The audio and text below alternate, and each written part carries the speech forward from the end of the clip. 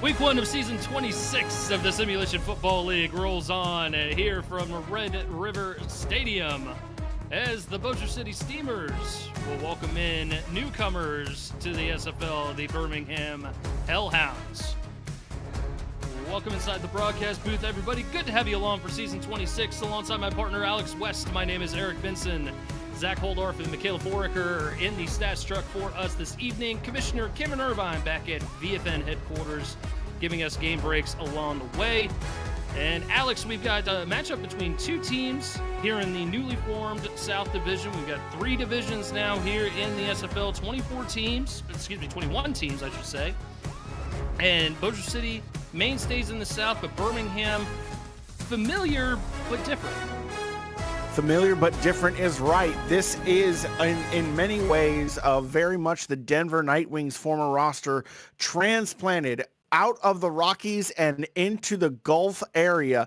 These folks are looking to make a name for themselves and start anew. This franchise has no history, but the same ownership group and coaching staff that's returning from Denver's last season, they were an absolute problem for many teams to deal with. So a lot of teams on the surface level would say that Birmingham would be the favorite, but Bossier City at home with a new fresh face at quarterback is looking to make some noise. It looks like the Steamers will get the football to start things off here at home in the Bayou in Louisiana. And we'll get a return out just south of the 30-yard line to the 29. And that's where we'll see newcomer Jack Wigmore coming in to lead the helm for the Steamers. Wigmore, a big name, the 11-season veteran of the Baltimore Vultures. Now they folded. He's a 5-time champion, looking to get another one, now in blue instead of red.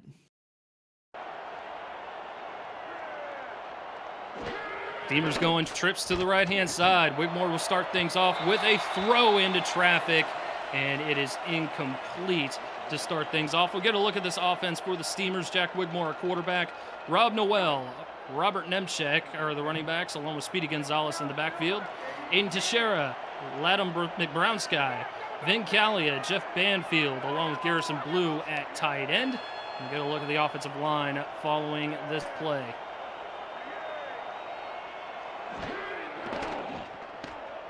Rollout for Wigmore. He's in trouble. He's going to throw, and he finds his reliable target, Garrison Blue, for the catch. That's going to be a first down for the Steamers.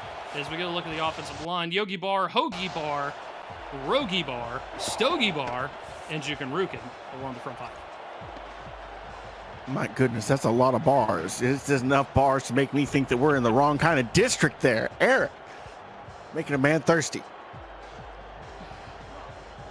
And a good play to get the first down there for Bossier City. Garrison Blue, one-on-one coverage there with the safety and getting the necessary yardage. They'll move closer to midfield here and mark it down at about the 44-yard line.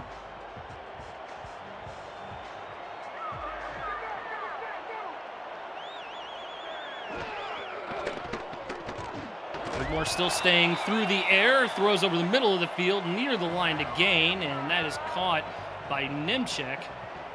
And it's going to be close to another first down here for Bossier City. Now, I don't know about you, Eric, but I would not have had either of these halfbacks having a reception before their first carry of the season on my bingo card, especially not in man coverage.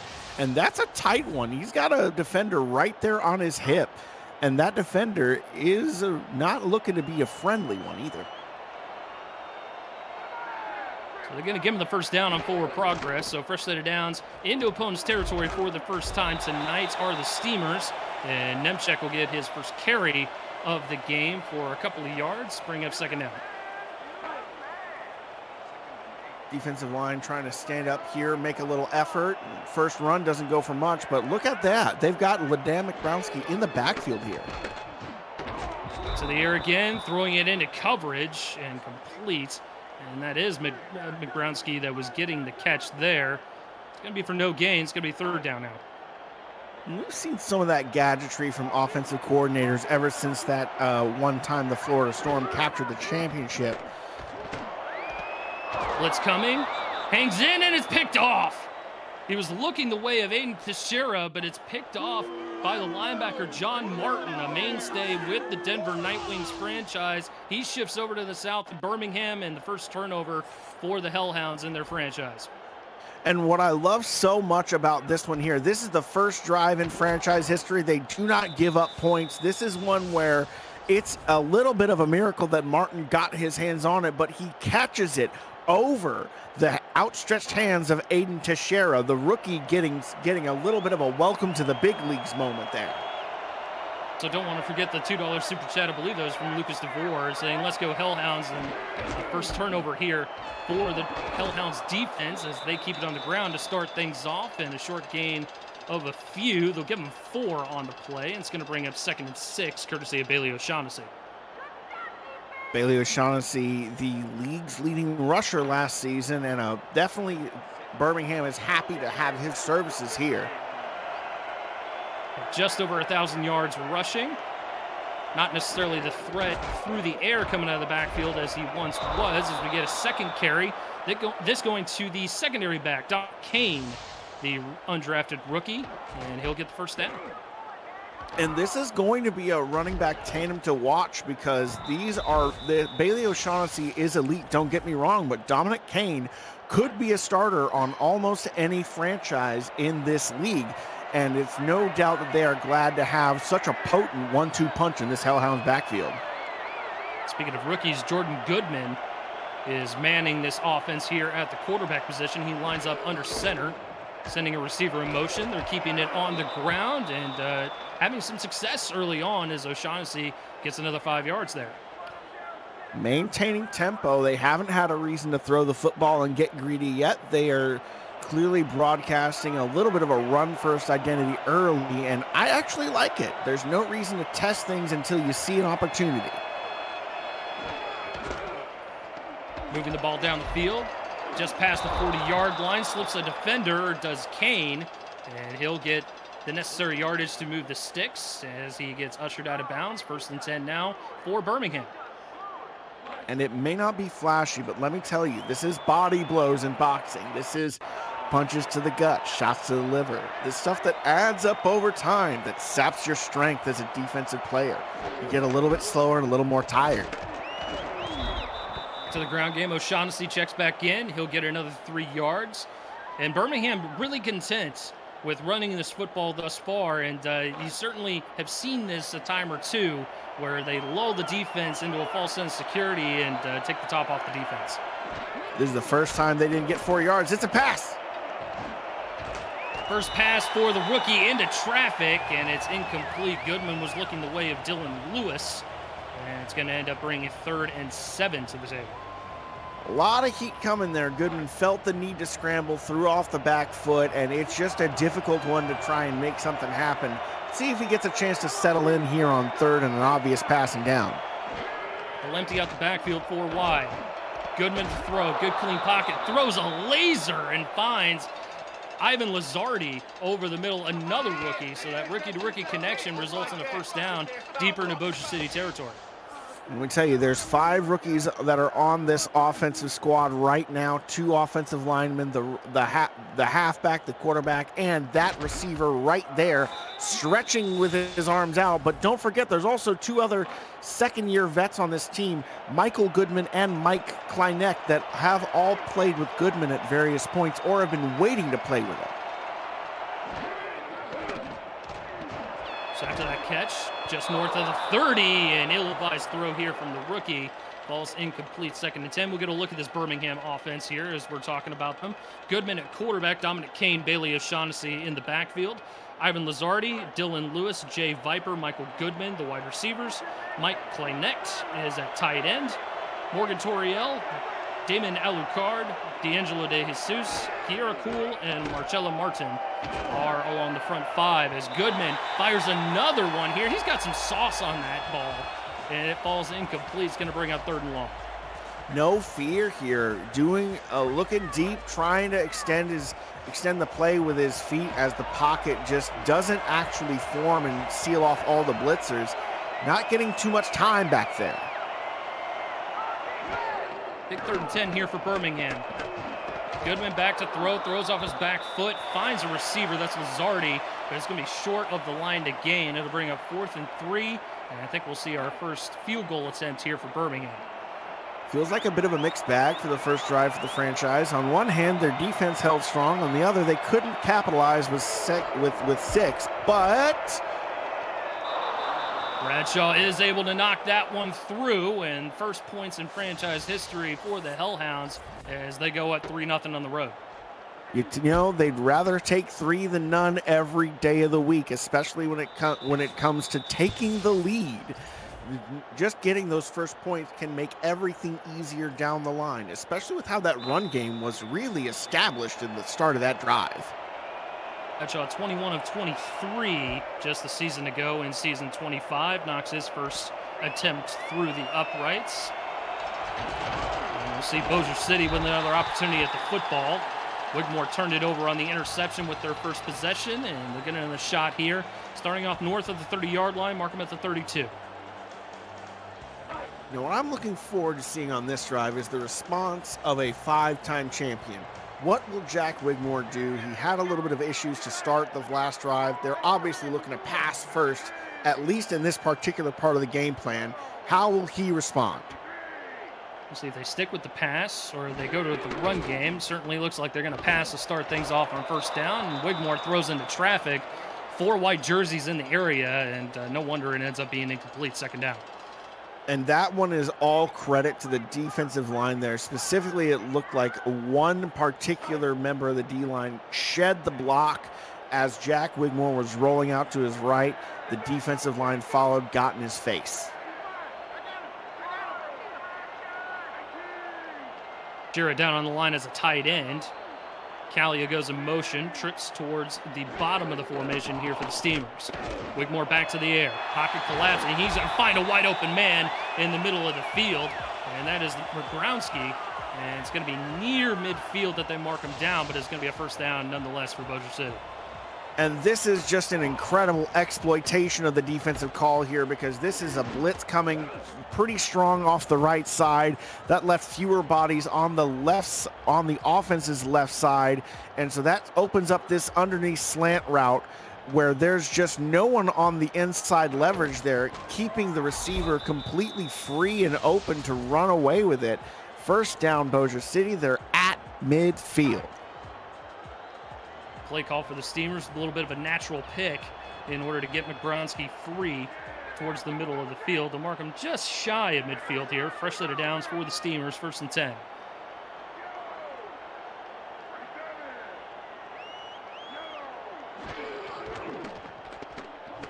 Wigmore will roll out once again, fires towards the middle, and another catch. This time to Jeff Banfield, his first catch of season 26, and another first down for the Steamers. Home crowd on their feet, and you can hear the sounds of Proud Mary in the stands. Big wheel, keep on turning. Chains are moving along, and they are now within scoring range. I believe, at least, I'm pretty sure Mickey Malillo, the Sasquatch himself, has made some from field goals from this range pretty easily. And they're in a dome now. Another key acquisition here for the Steamers, getting Malillo as their starting kicker. They'll line up at the 29-yard line. A lot of motion thus far for Bossier City, a lot of passing as well, and they'll stick to that. Wigmore, pressure coming, and he goes down. First sack in franchise history goes to John Martin, and Birmingham sets Bossier City back.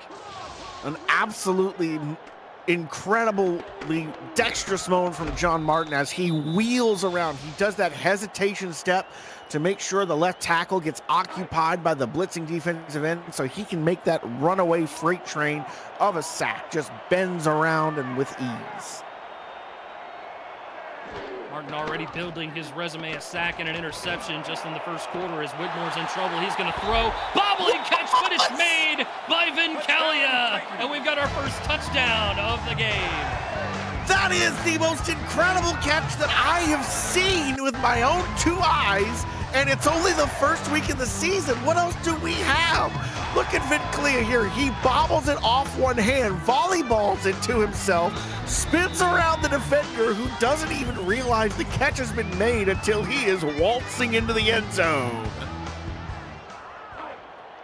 The Steamers take their first lead of season 26 off of that big-time catch from Vin Calia. And we'll see Malillo line up for the extra point, which is up and through. 7-3 now the score, 2:46 to go here in the opening frame. Quick 5-play, 68-yard, only went 2 minutes for that scoring drive here for the Steamers. As I said, they are back up on top. Courtesy of Jack's data, favored by 2.5 points coming into this ball game, for those of you who are interested. I know you said something, Eric, but I'm still just processing that catch. That was insane! Big hit there on the return, lowering the shoulder, getting some extra yards. And Jay Viper will bring it out to the 34-yard line. Good starting field position here for Birmingham.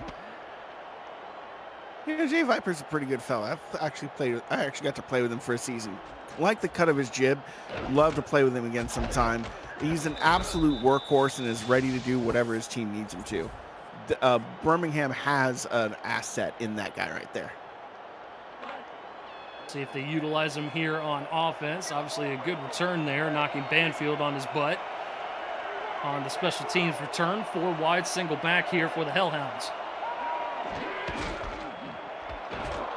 Keep it on the ground. Another big hit there, this time from Kane on the defender, and a gain of 6. Solid run here, and I think that's just where Birmingham is at. They're only down by 1 score, so they're more than happy to continue a run-first identity as long as they can keep gaining 4 more yards. O'Shaughnessy checks in. He'll get the carry. And good pursuit by the Steamers defense. Only a couple of yards on that one, bringing up 3rd and short. Here's the interesting one here. This is where I could see them potentially trying a mix-up short route pass just to try and get behind the defense. Certainly a formation to do it. 4 wide trips towards the bottom of the formation. Goodman going to throw towards the top, and it's incomplete. 1-on-1 coverage, but safety help on the back end. Gunnar McGuire in coverage, and it's going to bring up 4th down. Just leading the target a little bit too much. Goodman thinking about how he's trying to hit his man in stride, but he's not thinking about where he's trying to actually land that football. You're looking for the back shoulder throw, but that's a hard one to hit whenever you're hitting it in a timing spout like that. Especially for a rookie. No fair catch called for on the return, and a big hit by Tank Bennett. And that's going to bring it to the 24-yard line for Bossier City with 1:41 to go here in the first. Was already really looking for some action there, but folks, don't do it. Just wave the hand. You don't need to take those shots.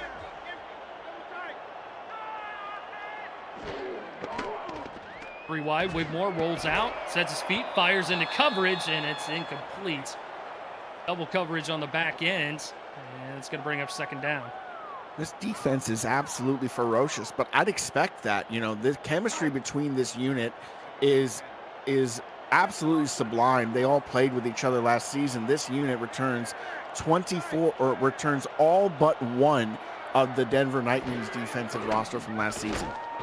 Wigmore pressure coming in, and he's sacked again. This time it was the safety blitz, and it's Blake Prine getting in there for the 2nd sack for Birmingham tonight.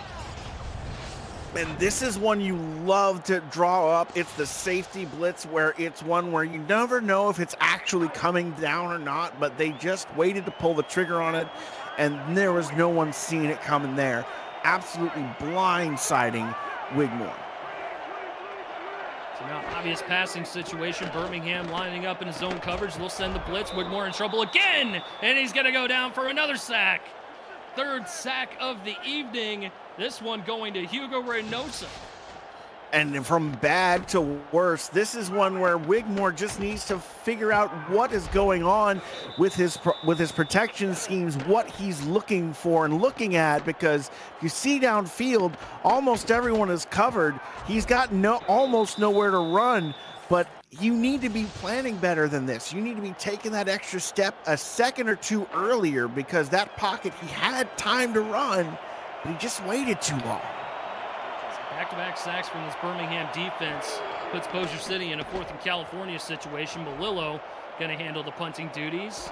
And this one a bit of a short one, falling north of the 50. And looks like Birmingham will set up shop in opponent's territory at the 45-yard line of the Steamers.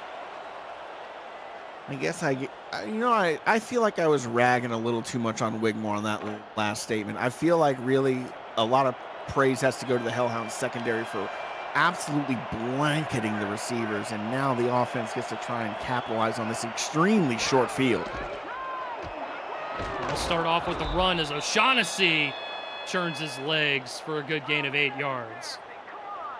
I would love to see the average yards gained on these first down carries. It feels like they've gotten 5 yards, 6 yards, 7 yards. Now this one, it's 8 yards. It's an absolute, it's a disgusting average, I'm sure. It certainly seems like they're getting into the second level of defense every single time they run the football. As Dominic Kane checks in for possibly our final play of the first quarter.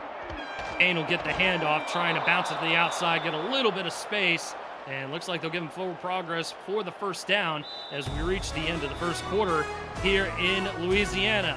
7-3 in favor of the Steamers over the newcomer, the Birmingham Hellhounds, but Birmingham looking to take advantage of great field position. You're watching the Simulation Football League live on BFN.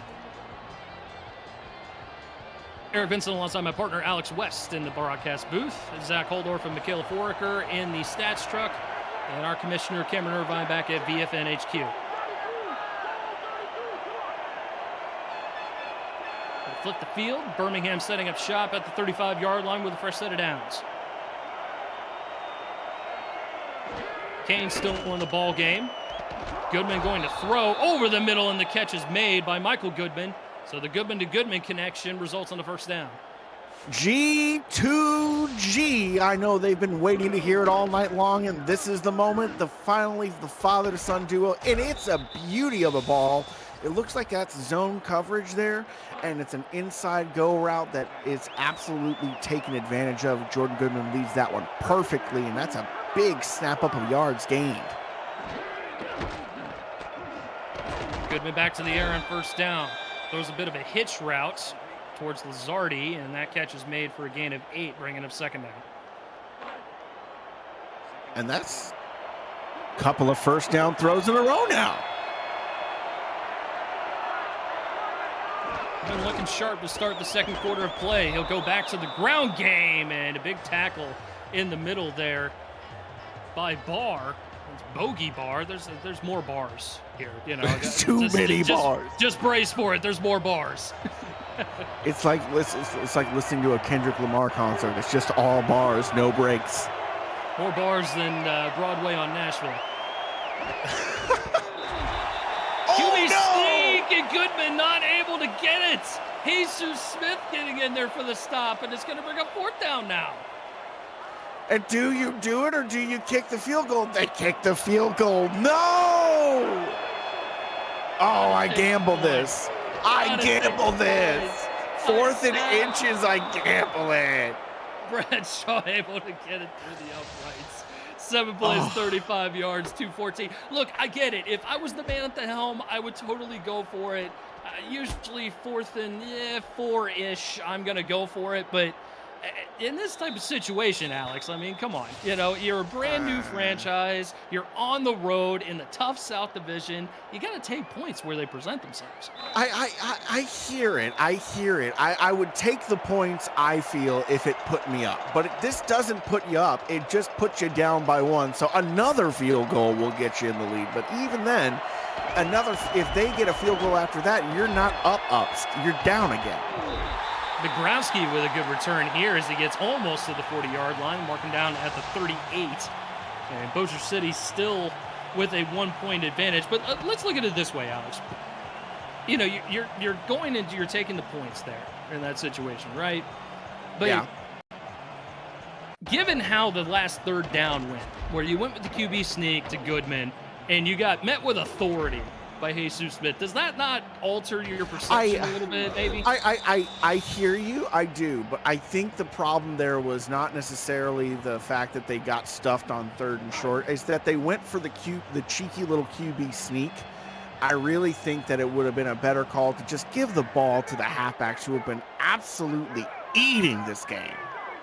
Already playing Monday morning quarterback up here in the booth. Monday morning coach, that's for sure. I'll admit it. But that's why they're the coaches, and that's why I'm in the booth. They are making their calls. That's valid. As Wigmore rolls out on 1st and 10, throws a laser there to Blue, and that's going to move the sticks for a first down. We haven't looked at the Birmingham defense here, so let's go ahead and do that. As we've got Gerald Cumbus, Hugo Reynosa, Logan Gardner, and Joseph Sabolka are on the front four. Chuck Diesel, Jimmy Burgett, Luis Quintana, and John Martin are your linebackers for the Hellhounds. Jimmy Hatzes, Stephen Goodman, Tank Bennett, Ted Haynes are the corners, and Lucas DeVore and Blake Prine round out that defensive backfield for the Hellhounds. Wigmore to throw, fresh set of downs, bobbled, still in the air, and it's incomplete. Looked like anybody had that one up for grabs there, Alex. Could have been, should have been, almost picked, and that one instead falls harmlessly to the turf, and Wigmore is looking to adjust that chin strap right now and maybe thinking about a fresh gulp of water, because I know that he's feeling a little thirsty. Ugh. 7 of 12, 114 yards. Touchdown and a pick for Wigmore to start things off. As he'll roll out. This time he does throw a pick. Threw it right to the defender. Happened to be Jimmy Burgett there in coverage and able to kneel down and snatch that one off the shoestrings. Second pick of the evening here for the Hellhounds. And that's one of those moments where you just shake your head and you go, you know, you were warned once, but this one you're just getting where is he even, who is he throwing it to? I don't see a receiver in the same zip code. Definitely an ill-advised throw there for the 12-season veteran, 4-time All-Star, 5-time champ, and season 17 MVP. I'll stop talking about Jack Wigmore now. He's got enough accolades. Back to the ground game for the Hellhounds. And Kane is going to get 3 yards, make it 2nd and 7.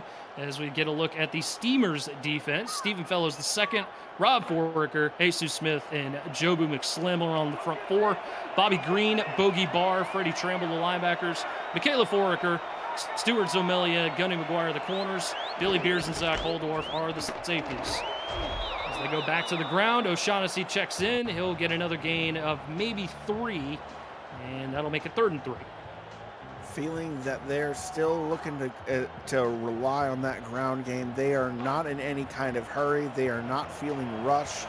This offense is feeling extremely confident on the road, and the composure here that I am seeing from this unit is really something to watch. I would be very nervous if I had Birmingham on my schedule if I were you.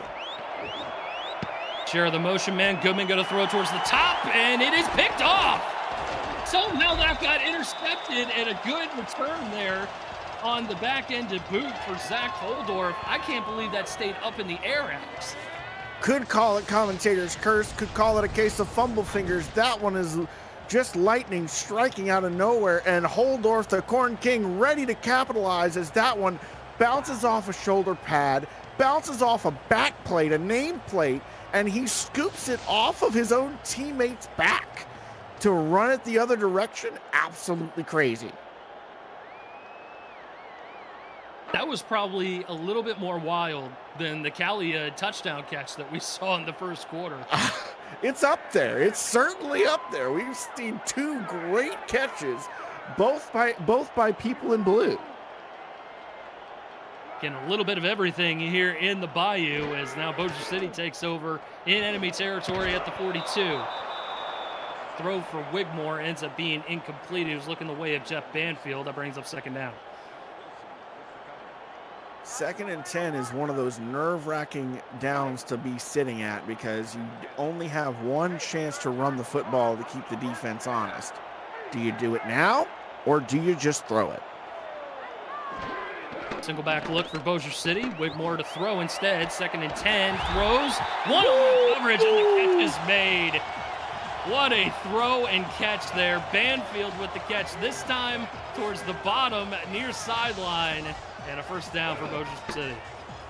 8-ball corner pocket delivered with absolute confidence. Wigmore hears the footsteps coming from behind him because he is left-handed, so that is his blind side. Still delivers an absolute strike across the body. And that's back shoulder too, exactly where it needs to be. just outside the SFL red zone here for Bossier City. 1st and 10.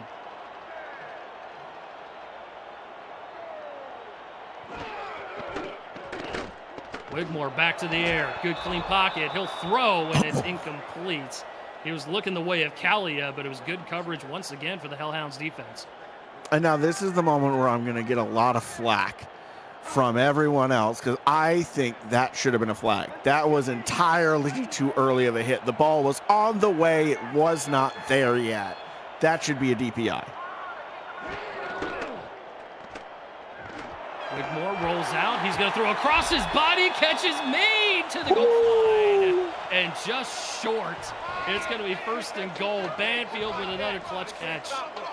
How on earth did Banfield not even get across the goal line there? That is a shoestring tackle. 1st and inches to go now on goal. But Wigmore all but sets up the 2nd touchdown. It should, by all rights, be his on the stat sheet. Look at how close they are.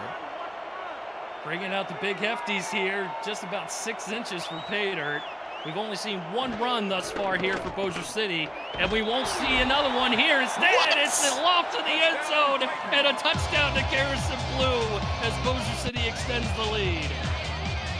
Unreal. Rather than go for a 2nd run, 6 inches only needed to break the plane. They popped this one out of there, and no one on the defense was expecting it. You see the one man in coverage there is woefully behind Garrison Blue, all on his own. That one is just to lead the target a bit, and he goes to snag it as easy as you like. Great play call there for Bossier City's offense as they sucked in Stephen Goodman on the threat to run the football. And instead, it's an easy pitch and catch from Wigmore to Blue. And the Steamers now have an 8-point lead here at home with 5:02 to go. Now I'm really interested to see how will Birmingham respond. Will we see a more pass-forward offense here? Now they're finally down by, well, it's not technically 2 scores, but they're down by 8. I mean, Birmingham is still in this ballgame. There's no need to really alter the game plan at all. A fluky interception there, setting up that 2nd touchdown for Bossier City, is no reason to change the game plan. So we'll see if they stick to the run game. They want to go to the pass game. Who knows? It's going to be a pitch play to Kane, who moves forward for maybe a few yards there on that one, brings up 2nd down. All right, if they got 4 yards on that, then they will run again. If they only got 3 yards, it's time for a pass. I think that's 3rd and 6, or I think that's 2nd and 6 there. O'Shaughnessy the back now. He'll get the carry, trying to find a little bit of wiggle room. Nothing there. And it's going to bring up 3rd and long. Obvious passing down here now. A little bit of pressure. Finally feeling the young rookie Goodman has to make this completion, has to get the 1st down so that he can try and maintain some semblance of competitiveness, because I know that Bossier City's got their confidence back on offense. Goodman on 3rd down. Good clean pocket, but it's tipped at the line of scrimmage and incomplete. Birmingham going to have to punt. And that is such an incredible stand by the defense to bat that one down. Now Birmingham is going to have to punt, not only from, they're going to have to punt from deep within their own territory, from the 24-yard line. There's only so far that this one can go. Bradshaw to punt. And that's a good one here. Booming one past the 40-yard line. Not much on the return. And with forward progress, Bossier City will get it back to their own 40-yard line with just under 4 to go here in the 1st half. And now that they have a solid lead, I really do wonder, when will either of these coaches adjust what they're doing? I think that Bossier City is more than happy to keep throwing the football. As I said, they've only run the ball 1 time throughout the course of this entire 1st half. And it looks like they're going to be throwing once more. Wigmore hit as he's throwing it and incomplete. He was looking the way of Kalia, but a good blitz, good timely blitz, knocks the football to the turf. And this is just such an aggressive game plan from Bossier City. Very boomer bust, live by the pass, die by the pass. And I gotta say, I like it. It's not balanced, but it's entertaining. Basketball on grass, some would call it, as they're going back to the air here. Wigmore in trouble, and another sack. 4th of the evening for Birmingham, and 2nd of the evening for Hugo Reynosa. It's so over, we're so back. It's so over, we're so back. The offensive saga. Bossier City fans don't know what to feel on any given play because the last play was what it was, and now the new one is a fresh opportunity. 3rd and 15. Will Wigmore pull a rabbit out of the hat? A roller coaster ride for an inaugural game of a new franchise in any sports league, let alone the SFL. 3rd and 15. Wigmore throws, catch is made over the middle, and that's the first down for the Steamers. And a tight window to fit that one in too. Aiden Teixeira with his first actual reception of the game. Big one for the rookie too. This is a moment where the team needs him to step up. He knows that the double safety is there on either side of him, waiting to meet him with bad intentions. He does not care, and he powers through. Mickey Melillo called you out on that one, Alex. There's that rabbit that you were looking for. Well, folks, don't pay attention to the man behind the screen. I will not tell you how it works. Never ask a magician to reveal his secrets. Wigmore, another throw over the middle, another tough catch by Garrison Blue, and another first down for the Steamers. And right now, it just feels like Wigmore, when he has time to throw, he is absolutely dicing this defense up. He's finding the man that's open, he's able to see someone in single coverage that has the leverage on the inside or the outside. It's whenever he has to roll out or whenever Birmingham is able to successfully pressure the pocket that he suddenly gets really erratic. It's where those 2 interceptions have come from. And there's a lot of trust with these receivers as well. I mean, that was about as tight a window as you could possibly throw the football. And Garrison Blue comes up with it. Wigmore rolls out once more, throws it over the middle once again. Another catch. Jeff Banfield this time, and another first down for Bossier City.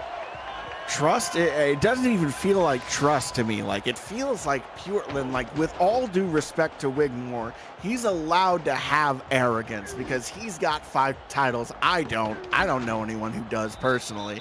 So it's hard for me to say that he doesn't know what he's doing back there. And he is more than happy to take these risks because he knows where he needs to put that football. It's can the receiver do something with it? And that'll bring us to the 2-minute warning here in Louisiana. Bossier City up 14-6 over Birmingham, and they are driving, looking to add to their lead as you're watching the SFL on VFN. Banfield's numbers tonight: 4 catches, 75 yards. Looking to add to that here. 3 wide, only the 2nd carry of the ball game for the Steamers, and it goes for a few to Rob Noel. It's going to bring up 2nd and 7 as the clock will roll. Hey, look at that. It's the longest carry of the ball game for Bossier City. Well, considering it was only the 2nd one, I'd say that's progress. Shh. Shh. We don't talk about that part. Back to the ground game. Back-to-back run plays. This time going to Speedy Gonzalez. And good defense from Birmingham, bringing up 3rd and 6. Who told them they had runs in the playbook? Who told them? Might be this situation. Who knows? Must have been Rob Noel. Rob Noel must have been in his ear. Wigmore shovel pass goes to Noel, and he's going to get enough yardage for the first down. And we'll see our first timeout from Bossier City. They'll have 2 remaining. And that's a sneaky one, too. I didn't see that one as a potential shovel or a draw. I was so convinced that was going to be a shot that was going to go medium depth, or maybe even look for the end zone there. Shovel was not on my list. Looking like Wigmore's going back to the pass game here on first down. He's going to throw it over the middle and incomplete. And as we saw, I mean, he's been working that middle of the field virtually the entire game. Birmingham just not able to stop it. And when it's almost like Wigmore, who is inherently a left-handed quarterback, you'd think he'd have some success going to the left side of the field, but that has not been the case. When he hasn't been going to the middle, he's been going to the right. 2nd and 10, clock frozen at 1:02. Wigmore back to the air. Looking end zone, catch made, touchdown Bossier City. Ladam McBrownski. Finally finding the left side of the field, and it's McBrownski, the rookie, who gets one that's down right at about his knees, I think. This one is fairly simple on the surface, but it's the impeccable route running that sucks all the defenders in, and a little bit of that contact with Jimmy Hatzis. It's not easy to get the leverage on that guy, let me tell you. Once again, these receivers for Bossier City, I mean, just going off of the initial game that we're seeing here today, I mean, they're going to be a force to be reckoned with here in season 26 with the balls that they are catching from Wigmore here tonight. As the extra point is up and through, 21-6 to score, just under a minute for the Hellhounds to work with all 3 timeouts. And big burst of pressure here now, finally settling onto the shoulders of number 18. Jordan Goodman has to make something happen here, or at least he feels like it. He doesn't, but he feels like it, because now the pressure is finally really settling in. You're down 2 scores. There's under a minute. You got 1 timeout to work with. You don't need to force anything here because Bossier City has all 3. I would not mind if they just decided to run it out and take this to the half.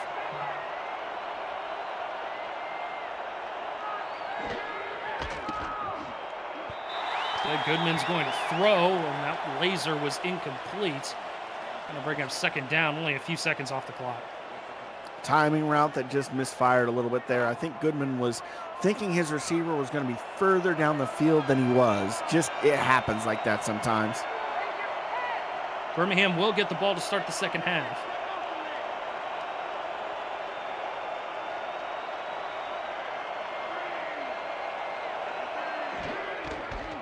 And now with 3 towards the bottom of the formation. Instead, it's a carry. Kane with a punishing blow, and he gets 1st down yardage. And that is just sit down, son. You cannot stop that runaway freight train. Absolutely bowls him over. Dominic Kane picks up the fresh set of downs, and it doesn't even, it kind of boggles the mind how effective this running game has been, and yet the Hellhounds only have 6 points right now. Not electing to call timeout. Clock still running. South of 30 seconds. Goodman going to keep it on the ground. O'Shaughnessy buried at the line of scrimmage. This time from Bogey Barr. And that just might do it here for the 1st half of play. Looks like both coaches are definitely happy to take it to the half, or at least Birmingham wants to wait till there's only 1 second left before they take their deep shot or 2. And Goodman trying to throw that one into traffic, ill-advised, so now there's 5 seconds left in the 3rd and 10. And I think this is really what Birmingham was angling for. They don't want to run the risk of turning the football over and giving an extremely short field for a 3-timeout team whose offense is rolling to work with. Goodman just going to heave it, and it's going to fall incomplete. A little bit too far for the intended targets along the top side of the formation. And we hit the half here with Bossier City up 21-6 over the Birmingham Hellhounds. As we get a look at the halftime stats and highlights, Alexander West, give us your initial thoughts, my friend. Well, really what we're seeing here is Jack Wigmore is getting comfortable in blue, but he actually has settled in here in the 1st half rather nicely. Already 210 yards or thereabouts, 3 touchdowns. He's looking rather good, and that directly contrasts with Jordan Goodman, who is not looking so comfortable on the road. It's his 1st game. You can see it's a little bit bright under these lights. He's 4 for 12 so far with 1 interception. Now, granted, that interception was exceptionally unlucky. And you could say that Birmingham's offense tonight has been exceptionally unlucky, but them's the breaks. It's a game of inches, and it's not just about how good you are. It's also, do you have what it takes to win? 3 touchdowns in the 1st half for Wigmore as he's rebounded nicely here after throwing a couple picks in that first half. And as we stated, Birmingham going to get the football to start the second half here in Bossier City, down by 15 points.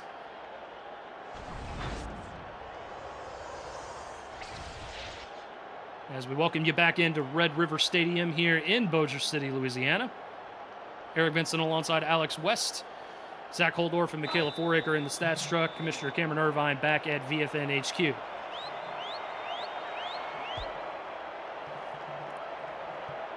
Feeling rather comfortable here in Birmingham tonight, I would say. Eric, it's a good night or in Bossier City. It's a good night to be in for some football. Oh, absolutely. Absolutely. As we got to look at the first half stats, really not a whole lot to really speak of. And it's hard because sometimes the stats lie. And I feel like Birmingham has played a pretty good half of football. The scoreboard and the stats just don't say that. Couldn't agree more. This defense has been stout. They have been making things difficult for Wigmore and company, but a few bad breaks have been what has given Bossier City the opportunities to take and exploit and get those scores. And sometimes that's what it takes, is the ability to make something out of nothing. See what the rookie quarterback can do here with a swing pass to Dominic Kane to start things off. A couple of yards on that first down play, bringing up second down. And I like that, honestly. If you know you're going to have to be playing from behind in the second half, you need your quarterback to feel confident. It's a fresh start. Get him in rhythm. Let him make some easy connections, and then start asking him to make the harder throws. Give him 4 on that initial play, so 2nd and 6 now. 2 and 2 in the formation as Goodman goes back to the air. He'll throw in a one-handed grab towards the hash marks. And it's that G-to-G connection once again as Michael Goodman makes the catch. Finally, they're starting to open things up a little bit for Goodman, who is really finding his footing here early in the second half. Let's see if he can keep it up, but 2 for 2 is a great way to start the day. Or at the very least, the second half. Yeah, absolutely. A great grab there for Michael. He'll go ahead and snag that one-handed by his kneecap. That'll extend the drive. Jordan back to the air, and he throws incomplete. Football jarred loose on the hit on the back end. And it's going to bring up second down. The only reason that wasn't a reception is because Stuart Zomelia has absolutely one of the hardest hits that you can see at the cornerback position. He came in there like a missile, just coming in with absolute menace in his eyes.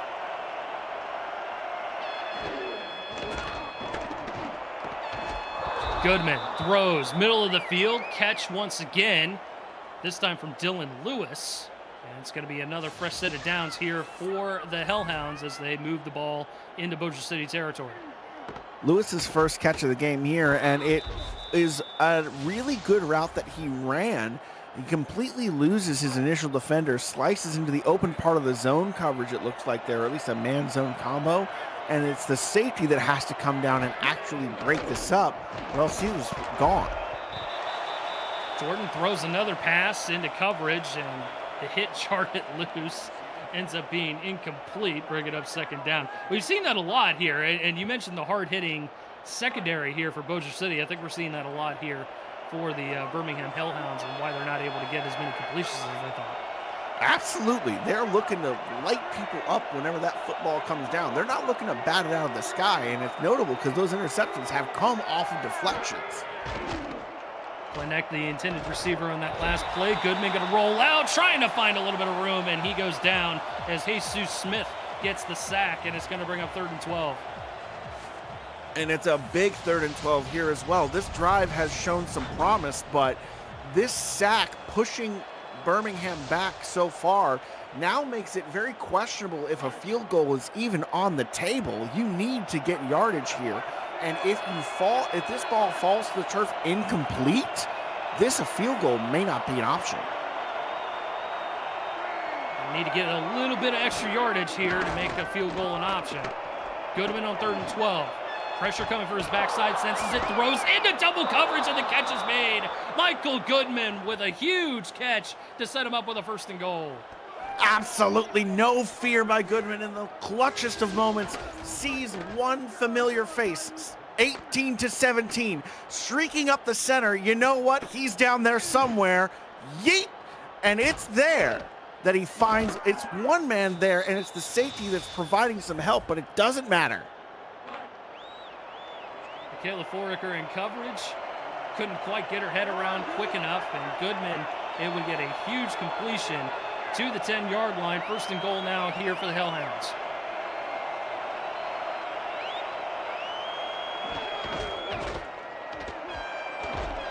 Kane will get the carry. Trying to move his way towards the middle of the field. He'll get maybe 5, bringing up second and goal.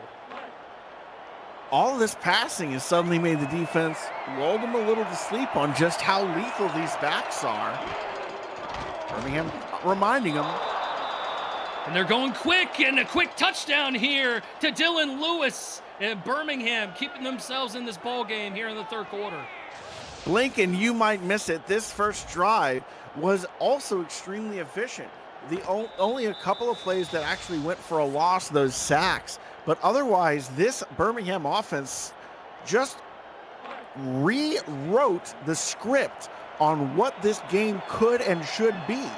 Now it's a chance for the defense to mimic flipping that script, because let me tell you, the very first quarter, at the end of the first quarter, I would have said that this was Birmingham's game.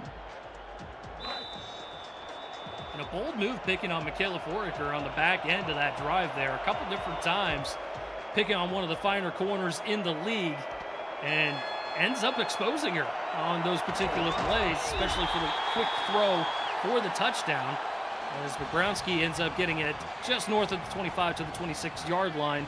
Bossier City up 21-13. We'll see how the Steamers respond with their first possession of the second half. And I tell you what, just more on that thought, I do appreciate the courage of some of these young guns here that are absolutely challenging legends all over the league. But you have to, you can't be afraid, because every team is stocked full of legends. Wigmore throws one-on-one coverage, catch made by Blue, and another first down. Wigmore has just been absolutely lethal over the middle of the field tonight. It's been almost like clockwork. If he has time and there's someone that's running a slant or a drag or some kind of post route that takes them in between those hash marks, Wigmore is going to find a way to put the ball in your hands. As you're in the hash marks, you're in the target zone.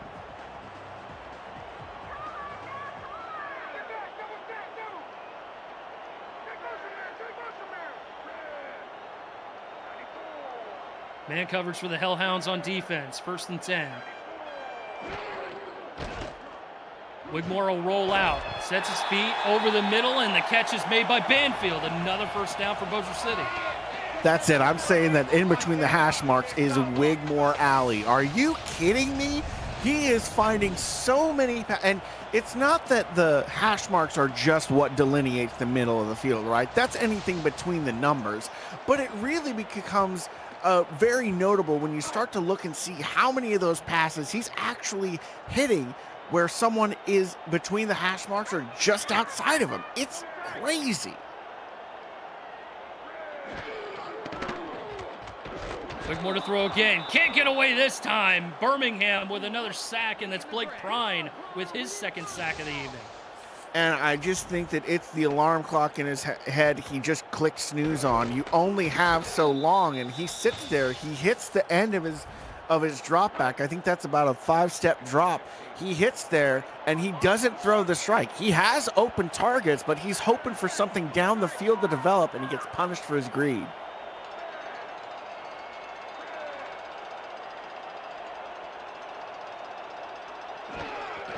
Five-yard loss brings up second and 15. Wigmore rolls out, sets his feet, and another completion to Garrison Blue. Just hit all over the field to Garrison Blue, mainly towards the middle of the field, as we've talked about ad nauseum. But man, if they're going to give this amount of looks to Garrison Blue over the course of the season, he's going to be an all-star by the time it's all said and done. Are you kidding me? Just with another 2 weeks to this, and Blue will have an all-star candidacy at the tight end position just off of that. Think he needs the whole season with this many looks to get this kind of... No. With this kind of run, he'll have it by week 5. Jeff Banfield is also one to watch. More back to the air, gonna throw. Blue somehow leaked out into coverage, and he gets free, dragged down at the 2. First and goal, Bossier City. Your boy Blue just could not get across the end zone, but scampers his way all the way to the 1-yard line as this post route. Where's the coverage over the top? Where's the help on the back end? There is none. It's that one-on-one coverage, and the safety tries to take to the skies to swat it down, but that one is floated so high above everyone's heads, and only Garrison Blue can really go for that because he's 6'5". Hit the century mark here in the 3rd quarter. Carey goes to Nemchek and just gets back to the line of scrimmage, 2nd and goal.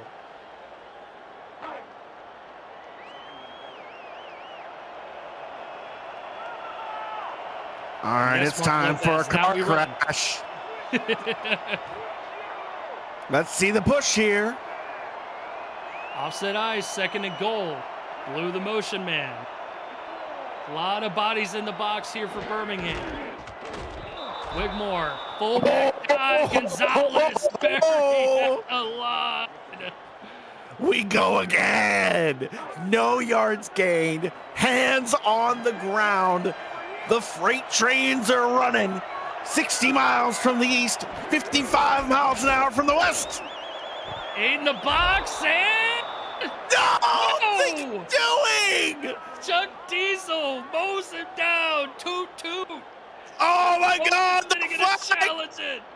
Oh, this play is everything. This is one where I need the sideline cam. Give me the pylon. Let's go ahead and run it back, Turbo. We'll take a look underneath the hood and see what we got here. I think he stayed up on the defender and got himself into the end zone. Oh, man, I just can't even tell because that where the progress stops. No, it ain't it. But I think that I think he gets into the end zone, but does the ball cross the plane? And the play is going to stand as called. Bossier City losing a timeout on the challenge. And now we go again. What do you want to do, Steamers? The boos are thundering down from the stands. Oh, that ref's having to dodge a thing of popcorn. The fans are not happy. And the coach takes the points. Are you kidding?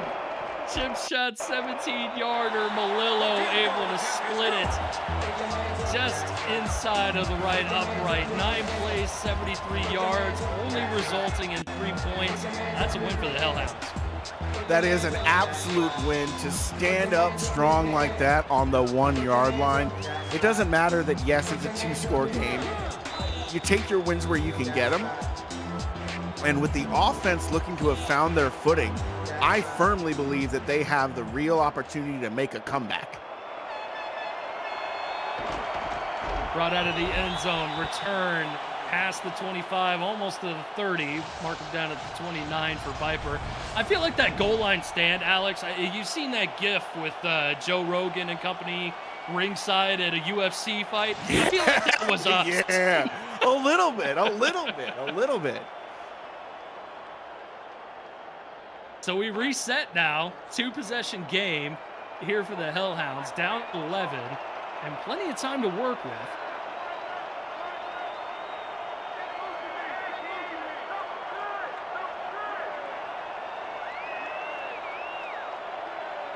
Motion man is Clinet.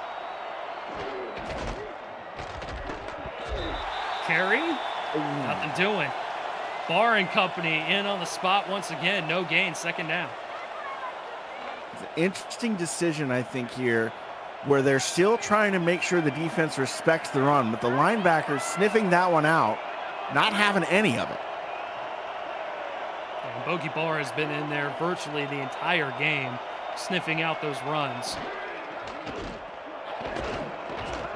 Goodman to the air, lofts one near the hashes, and it's complete to Goodman. So G to G again, 3rd and 2 now. That connection really starting to pick up some steam, but I do think that we should see a run here. Opening up the box, but I expect a run. That'll be a pass. Goodman gonna take off and run. He's in the middle of the field, and he's got a 1st down. Oh, no! Getting up. Jordan Goodman is hurt. You never want to see your man decide to take the shot there, especially whenever you can slide. Now Goodman with being out, Birmingham has to try and play from behind, down 11 points on the road, putting in their backup QB, number 2, Austin Brooks, I believe, if my chart is correct. On a night where he throws his first career touchdown pass, ends up getting hurt on a QB scramble. And now we do see number 2, Austin Brooks, check into the ballgame. Carry goes back to O'Shaughnessy, nothing doing. No room to work. And tackle made by Freddie Trammell, second down. You know, I wonder how many GMs across the league that are going to see their quarterbacks get injured as the time goes on are going to wonder, why didn't we take that quarterback that was available in the draft? We saw it in that Arizona game. We sure did. What a throw there, and a completion, and a first down. Jay Viper with the catch. And that one is I had no idea that was actually Jay Viper's catch. It really did look for a second there like Gunny McGuire had his hands on that one, but no. Viper just says, that one is mine. Snatch that one away, and it's going to be a first down for the Hellhounds as they move into Bossier City territory. Brooks throws, catch again. Michael Goodman, another first down for the Hellhounds. I'm sorry, didn't we say that the backup was in? Have you noticed? I'm not noticing. I mean, that was an absolute laser, although look at how wide open he was there, Alex. Yeah, I'm not saying that it was a hard one, but, you know, he still hits his man in stride. Make sure to lead the target, doesn't overlead him. I mean, they're still professionals. Yeah, we're still talking about professional football here. Yeah, you're right. Maybe I'm not giving enough appreciation to just how wide open he was. We'll see. Get a real completion on the books. With all the appreciation we got for Larry Love from Mike Daggs in the pregame, we can get some love here for the backup. Delayed handoff goes to Kane, and it's going to be for 4 yards, 2nd and 6. Let me tell you, there's a lot of love for Larry Love in that Mexico City locker room. I know that they really appreciate that fella. Let's hear a final play of the third quarter. As Brooks will keep it on the ground to O'Shaughnessy, trying to find a little bit of space. Nothing doing. Only a gain of a couple.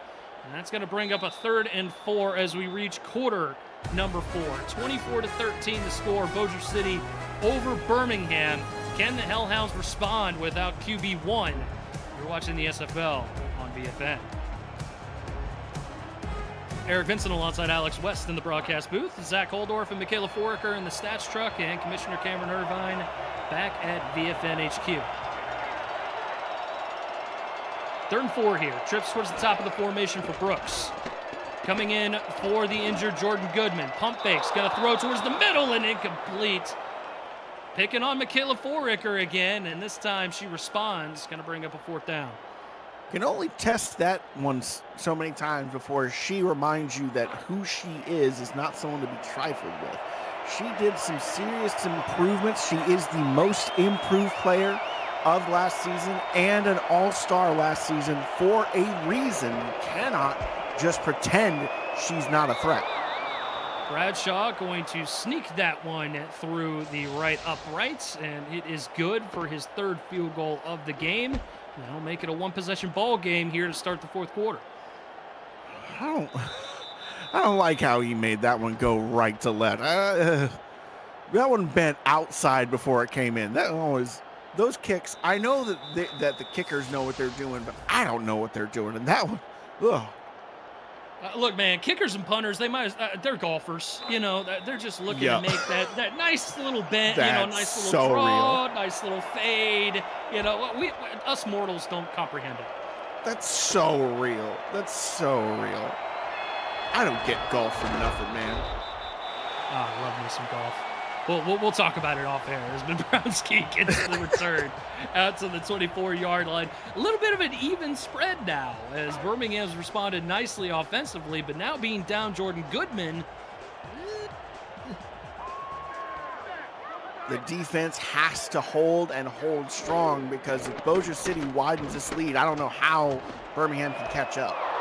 Wigmore goes throw off his back foot, opposite end, and it's picked off. John Martin, his second pick of the game, and they're going to return it. Reservations for 6 to the crib. Touchdown, Hellhounds. Well, that's a damn good start, let me tell you. Just 6 points like that, and now you have the opportunity to go for a 2-point conversion to tie the game. And John Martin just says, you know what? I am going to say that I am going to be the player of the game here. And how do you argue with the guy? He's been an absolute force on the defensive side of the ball, and to add a defensive touchdown when his team needs a spark desperately is the kind of stuff that legends are made of. He's been an absolute demon out there tonight. Appropriately for the Hellhounds as they come out for 2. Brooks still the man under center. He'll throw it over the middle. 2-point conversion made. It's a tie game. Oh, man, Eric, we've got a tie game and everything on the line. Back up, who cares? This is one for the ages, and I could not be happier to be in the booth. Man, what a ball game we have been treated to here in the Bayou in Bossier City, Red River Stadium. I want to say the Steamer faithful is stunned right now. Oh, how could you not be? Everything was going your way. You were up by 11 points just a little bit ago. Now you blink and suddenly it's tie ball game. And your offense is, stiff one. And suddenly the offense seems to have lost the plot. Louisiana faithful looking to try and rally behind their boys, though. Gronsky with the return, but big hit by number 37, Ted Haynes, on special teams. Here it comes right there, right at the 30-yard line. They might give them a little bit of forward progress, and they do out to the 31. But now, you know, on offense, especially after giving up that pick 6 that ties the ball game, might be a little bit of jitters there for the 5-time champ. If there's one guy that I would imagine doesn't get those jitters, it's Wigmore. He knows how to blink his eyes and forget everything that happened just a second ago. I want to hold that thought as Wigmore airs that one past his intended receiver, Blue, and it falls incomplete, 2nd and 10. That one, let me tell you, that was like whenever I order a hot dog while I'm at the ballpark. It just comes to me with too much mustard on it every time. You know, I've had that happen once or twice. Wigmore throws into one-on-one coverage, this time incomplete, looking Callia's way. So now 3rd and 10. And Wigmore is holding and has been holding just a little above that 50% completion mark all game, right now at 58%. He's been within a few points plus or minus that all game long. 4 wide, 3rd and 10. Wigmore, pocket collapsing, gonna check it down to his back, and Nemchek able to get out of the backfield for a few yards. And guess who? Tackle made by John Martin. Gonna bring up 4th and 5.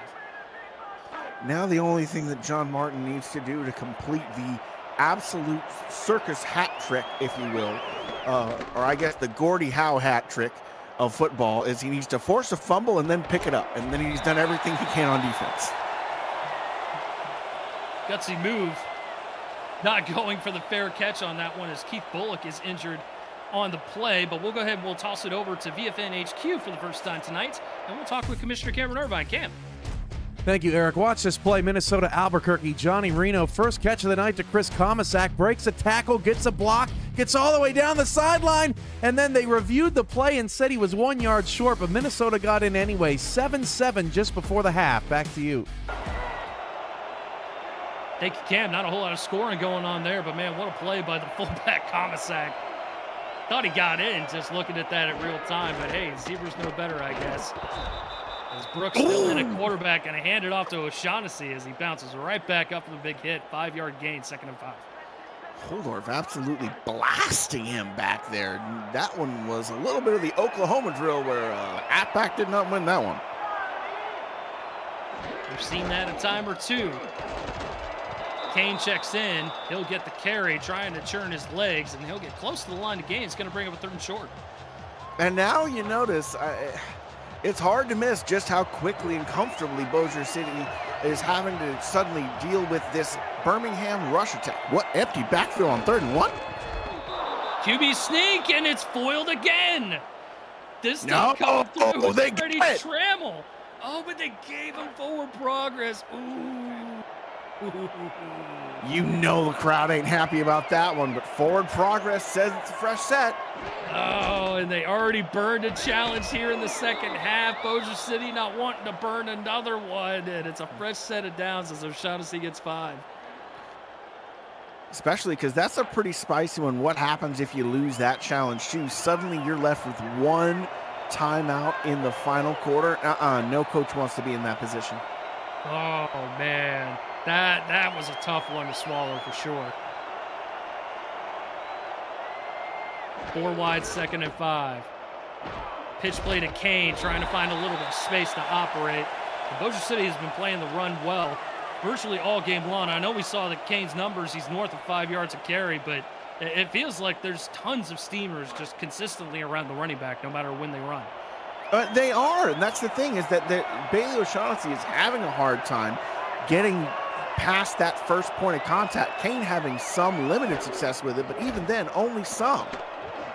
3rd and 5 for Brooks. Gonna throw one-on-one coverage and incomplete. Michaela Foraker stands tall, and it's gonna be a 4th down here for Birmingham.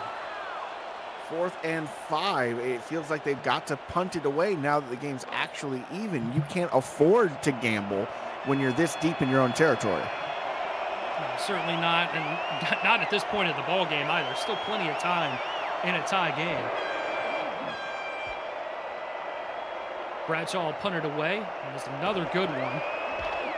Fielded south of the 30, and a short return will bring it out to the 32-yard line. 24 all with 6:32 to go here in regulation as Bossier City sets up shop.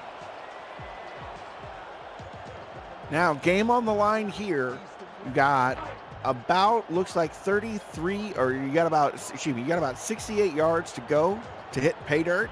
You want to eat up enough clock, but not too much clock. It's a weird space to be.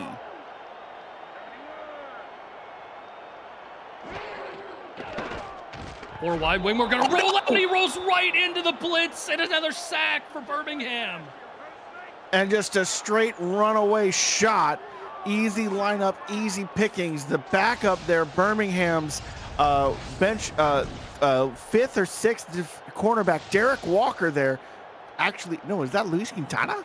That was Quintana, yeah. I Absolutely. misread the number there. That was 54, not 24. Quintana with the runaway shot there. 6th sack tonight here for the Hellhound defense.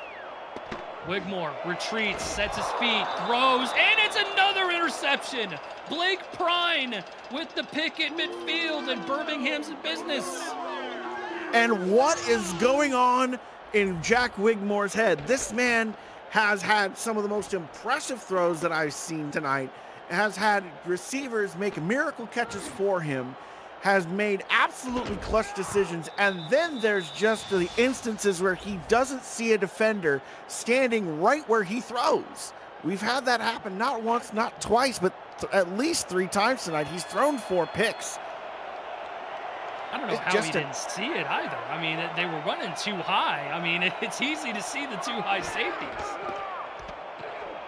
Brooks shovel pass going to O'Shaughnessy. Short gain. Actually, they'll give him 5 on that play, and it's going to bring up 2nd down. End result is a bit of an arm punt, but never one you like to see. Not when there was that much opportunity left in that drive. And now Birmingham, an opportunity. They've been running the ball fairly well, despite being locked up a little bit at the line of scrimmage, and they're starting to get those 4 or 5 yard chunks again, another 1st down. And the defense is having to respect the fact that this Birmingham receiving core can make catches even if Goodman is not the one delivering the passes.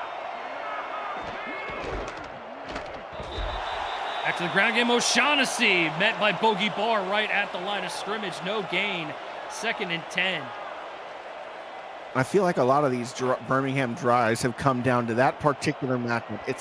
Can Bogey Barr get the one-on-one and make the tackle on the running back? Every time he does, drives stop. Every time Bogey Barr gets blocked or sat down, the drive scores for Birmingham. Kicking it on the ground. O'Shaughnessy with the carry. And he'll churn his legs forward for 5, so that's up third manageable as we approach the 4-minute mark here in regulation.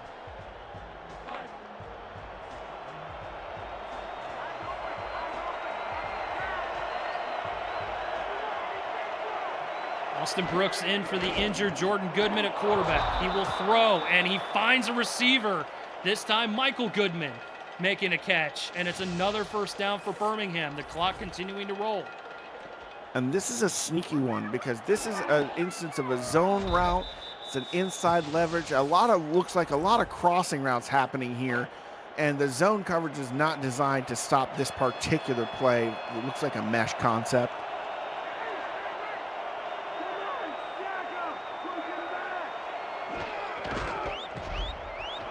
Keeping it on the ground, chewing as much clock as possible. O'Shaughnessy breaks free down the near sideline, and he's going to get ushered out of bounds near the 5. It's going to be first and goal for the Hellhounds.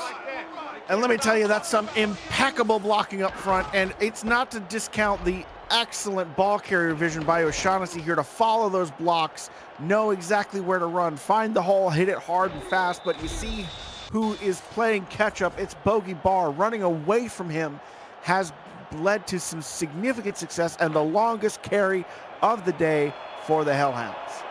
Kiera Cool, the left guard, number 67, with a block that sprung O'Shaughnessy free. And now it's first and goal. Brooks shovel pass, nowhere to go as Kane is met by guess who, Bogey Barr, in the backfield. Second and goal. That man is mad, and that's his 11th tackle of the game so far. First tackle of the tackle for a loss, believe it or not. He keeps meeting the halfbacks at the line of scrimmage, or just after. This time he finally is able to pounce. Second and goal, ground game. O'Shaughnessy gets the yardage back, but not a whole lot more. Right at him again. Once again. They are really trying to crack the Bogey Barr wall, and I'm telling you, you just don't do it. Go the other way.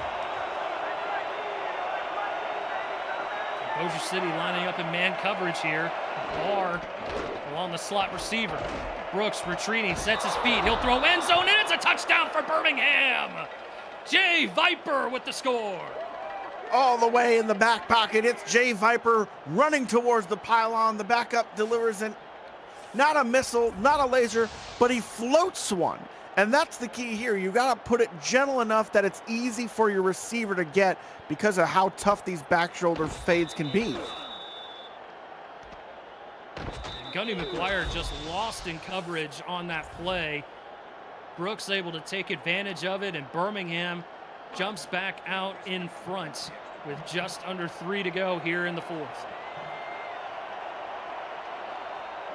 Quick, fun, but also slightly staggering stat line. Austin Brooks, the backup quarterback here, is 5 of 6 for the touchdown for a quarterback rating of 147.2. Just a few yards per catch away from perfection. It's a spicy little anecdote if I've ever heard one. Now what'll Bossier City do? Decent return out past the 25 to the 27. And with just over 2.5 minutes to go, 2 timeouts for Bossier City to work with. They haven't run the ball. It's just been a lot of throwing, and I think Birmingham's defense finally kind of making themselves aware of what the Steamers are doing on offense. And, you know, it's been some adjustments. Neither of the defensive tackles have gotten any tackles all game long.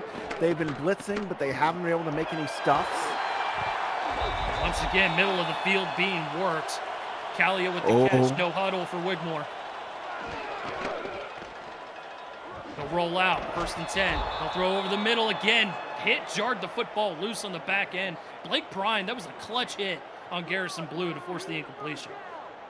It was, but also that does give the offense a chance to stop and reassess, and now we're aware that we're going to be seeing the hurry up probably the whole way down. They've got 2 timeouts, but they do not want to have to use them if they can help it. 4 wide empty backfield. Wigmore, 2nd and 10. Over the middle. Another hit. No. Football loose. This time it was Lucas DeVore. And Teixeira just shaking his head as he goes trotting back to the huddle because he knew that he should have caught that one. That was in his hands, and he was thinking about the run ahead of it instead of just bringing it into his chest. You got to do one thing at a time. 3rd and 10. 4 wide, 3 towards the bottom. Wigmore going to sling it out. Nimchek trying to do whatever he can, and it's not enough. It's going to bring up 4th down, and we'll see what the Steamers do here, down 7. Big moment. Jimmy Hatsis making the tackle on that one, his first of the day.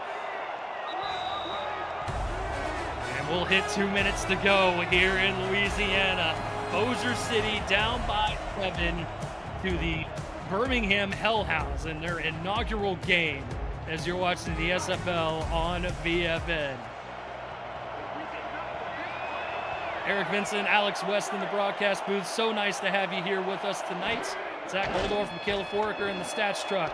Wigmore throwing, finds a hole. It's live! The catch is made by Mabrowski. It's going to be a timeout. That will stop the clock for Bossier City. That could have been the game. If that completion is not made by Wigmore, that's a turnover on downs. Instead, he delivers in the clutch. And now, 1st and 10, fresh set of downs inside the 40-yard line. You're marching.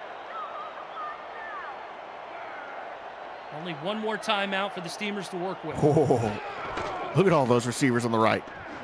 Wigmore rolls out to the left, throws in the middle, and it's almost intercepted. That would have sealed the game. John Martin already has 2. Disaster narrowly avoided there. The Bossier City had 4 receivers lined up on the right side of the football, tried a little cheeky overload concept. Defense reads it all the way. Empty backfield, 4 wide. Wigmore throws, picked No! off, and There it Birmingham is! is going to come away with their first ever victory. Jimmy Hatsis with the game sealer. Showtime, putting on the show of all time to put this one to bed. And let me tell you, there is no one in Birmingham that is more gassed up about their owner making a play right now. That whole squad is going nuts for him because he has been silent all game. He makes 1 tackle 2 plays ago, and now he seals the game potentially as long as the offense can force these timeouts out of Bossier City. Viper going to shift to the backfield. Brooks will throw. He throws almost. Oh, mama. Are you kidding me? Almost back the other way. Oh, my God. Hey, at least that one wasn't Bogey Barr. That was Bobby Green. We haven't called his name all night. Brother, you got 2 backs in the backfield that have done wonders for you tonight, and you're going empty here. You're going empty. Oh, no. Okay. Okay. Oh, no. 2nd and 10. Minute 42. Brooks throws, one-handed grab, catch made. What are we doing? And timeout for Bossier City. That's their last timeout. Okay. So now it's no timeouts. Game on the line. 3 yards to go necessary. And it's an empty look. Still no running back. Austin Brooks, the backup quarterback, in for the injured Jordan Goodman. 3rd and short. He's going to take off and run, and he gets the first down. Birmingham is going to take it. What on earth? They call the quarterback sneak again, and this time they get it unpunished. No one sees it coming, except for Mark Lopez from the stands, apparently. Absolutely unreal series of play calls to end up in victory formation. Completely unhinged. Unhinged. No kidding. Wild work here for the Birmingham coaching staff, especially with your backup quarterback coming in, relieving your injured rookie. And hey, I will tip my cap to Birmingham because that was an overall team effort to get your first franchise win on the road against a quality South Division opponent in Bossier City with your backup quarterback. I mean, tip of the cap, man. from behind. Let's not forget that Birmingham did score the first points of the game. They did get that field goal on their opening drive. But after that, Bossier City responded with a touchdown in the first quarter and then led the entire game until finally Birmingham managed that pick six and then a field goal to tie it back up with 9.5 minutes left in the fourth. There's your football game, folks. 21-6 was the score in favor of Bossier City, and Birmingham allows only 3 more points to come back and win this one. 31-24. Their first franchise win. Alex, give us your final thoughts, because we haven't talked about it enough, man. I'm just glad that we got to watch this one, man. This was an absolute delight, and why I'm part of the broadcast booth. This is one to remember. We had awesome plays on both sides of the football. Are we already forgetting that Ben Kalia had one of the most impressive touchdown catches because he volleyballed it to himself and then spun around a defender? But that was so early in this game that it got overridden by the backplate interception and all the circus catches from then on. Folks, I don't even know who my player of the game is. This one was electrifying. Can't even really name a player of the game in this situation. First of all, congratulations to Jordan Goodman. His first career touchdown pass in this one. Sadly goes out injured. He will be back the following week. 18 unanswered points in the fourth quarter for these Birmingham Hellhounds. And we talked about it. Mike Daggs talked about it with Gerald Smith in the opening pregame show leading up to week 1. Just absolutely unreal. This Birmingham Hellhounds team is going to be a team to be reckoned with moving forward. They are an expansion team, but they don't look like an expansion team. Couldn't agree more, and this has been one. I'm so glad to have watched this one with you, Eric. You know what? I actually do have a player of the game for you. I got one. I'm going to give it to John Martin. There you go. Give it to John Martin. Had an absolutely hell of a game. 2 picks, including a pick 6. Had a sack. Absolutely whale of a game here for Birmingham as they come away with the victory. As always, folks, if you had half as much fun as I did, I had twice as much fun as you. Thank you for tuning into this presentation of the SFL on VFN. Be sure to visit us online at simfl.net. Until next week, we'll see you then.